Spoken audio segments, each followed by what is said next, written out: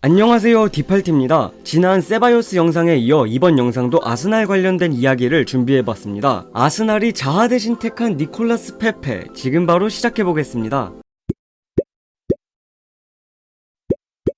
이번 이적 시장에서 꽤 오랫동안 자하에게 목을 맸던 것 같은 아스날이지만 그들의 최종 선택은 릴 OSC의 니콜라스 페페가 되었습니다. 자하보다 나은 선택이 될지는 지켜봐야겠지만 아스날은 자하에게 꽤 많은 돈을 투자하고 싶지는 않아 보였죠. 저 역시 자하가 그만큼의 가치가 있는 선수인가?에 대해서는 부정적이었습니다. 그렇다고 뭐 페페가 지금 당장 자하보다 좋은 선수라는 말은 아니고요. 자하는 분명 좋은 선수가 맞죠. 적어도 중상위권 팀들에게 있어 팀의 클래스를 한 단계 업 시켜줄 수 있는 자원입니다. 프리미어리그에서의 적응도 필요 없고 자신이 가진 파괴력을 한껏 증명하기도 했고요. 크리스탈 팰리스는 자하를 중심으로 팀을 꾸렸고 그는 그런 환경에서 자신의 장점을 모두 드러냈죠. 하지만 이 부분은 아스날에게 마냥 플러스 요인으로 작용하지는 않았을 겁니다. 자하가 당장 아스날에 입단해서 맞춤 플랜에 들어간다면야 일순간의 경기력은 잡을 수 있었겠으나 아스날이 다시 챔스권에 도약하고 나아가 더 높은 목표를 잡게 될 경우 자하는 이의 중심이 될 그럴 클래스의 선수는 아니었으니까요. 자하는 언제나 가속에 능했습니다. 좁은 공간보다는 넓은 공간을 원했고 그런 환경에서 더 잘했죠. 그렇기 때문에 라인을 최대한 올리지 않는 크리스탈 팰리스에서의 환경이 자하에게는 안성맞춤이었다고 볼 수 있습니다. 만약 전방에서 턴오버 상황이 발생해도 애초에 라인이 막 높지 않기 때문에 이와 관련한 리스크가 더 적었죠. 하지만 아스날은 어떤가요? 에메리는 어떤가요? 라인을 올려서 플레이하는 구단이고 감독입니다.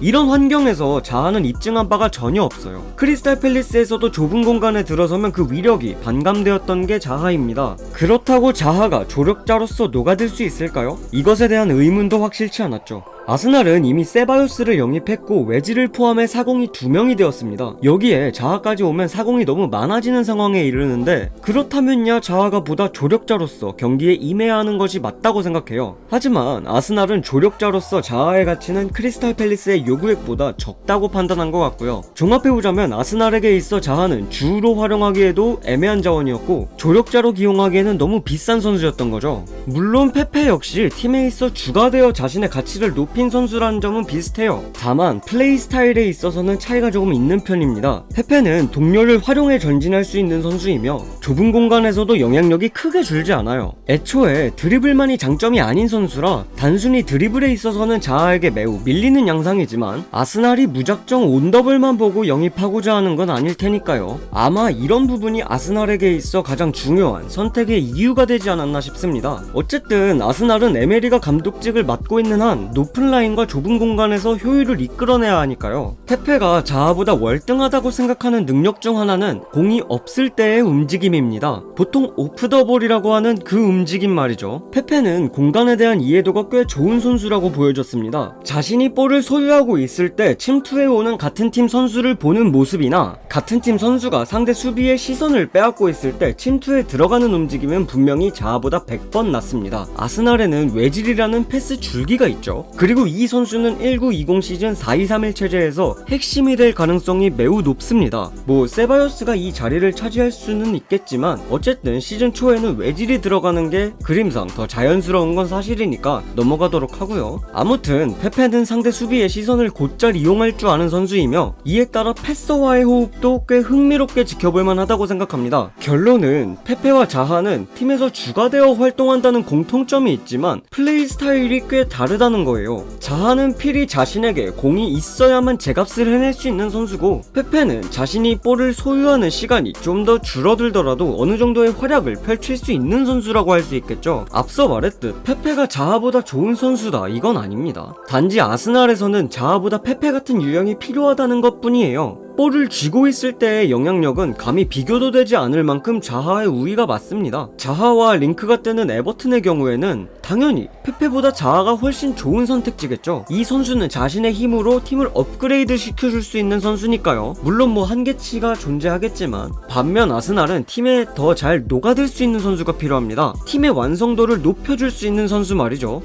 페페에 대해 너무 장점만 늘어놓은 것 같아요. 8천만 유로라는 가격은 그가 보여준 것에 비해 너무 비싼 가격이 맞죠. 뭐 요즘 이적 시장 트렌드가 그러니까 어쩔 수 없다지만 애초에 기본기가 막 뛰어나고 이런 선수도 아니고 그렇다고 온더볼 상황에서 확실함을 가져가는 선수도 아니며 아직 유럽 대항전이나 빅리그에서 제대로 검증을 받은 선수도 아니니까요. 스타일 자체는 자하보다 훨씬 아스날에 맞는 선수라고 생각하지만 그렇다고 자하보다 웃돈을 받고 이적할 선수인가에 대해서는 아직도 잘 모르겠습니다. 이외에 턴오버적으로도 문제가 될 가능성이 있다고 봐요. 자하와 비교해서 턴오버 수치가 꽤나 낮기는 하지만 리그의 수준을 고려해볼 때 비슷한 수치라고 생각하고요. 이 부분은 확실히 개선해야 할 겁니다. 에메리는 높은 라인을 계속해서 유지시킬 것이며 파이널 서드에서의 볼 간수 능력을 중요시합니다. 만약 여기서 볼 소유권 손실이 일어나게 될 경우 가뜩이나 수비적으로 불안한 아스날 수비진에게 더 큰 부담감을 안겨주는 결과를 초래할 거예요. 이 선수가 아스날에서 성공할지 말지에 대한 여부는 욕심에 달려있다고 봐요. 얼마나 자신을 내려놓고 팀에 녹아드느냐가 중요하겠죠. 아스날의 공격진은 현재 상당히 좋은 수준에 이르고 이곳에서 자신을 부각시키기보단 팀적으로 향상된 경기를 펼치는 데에 중점을 둔다면 단기적으로는 실망스러울 수 있어도 장기적으로 자하보다 더 나은 선택지가 되리라 생각합니다. 자, 오늘 제가 준비한 영상은 여기까지입니다. 영상을 재밌게 보셨다면 좋아요와 구독 한 번씩 부탁드리겠습니다.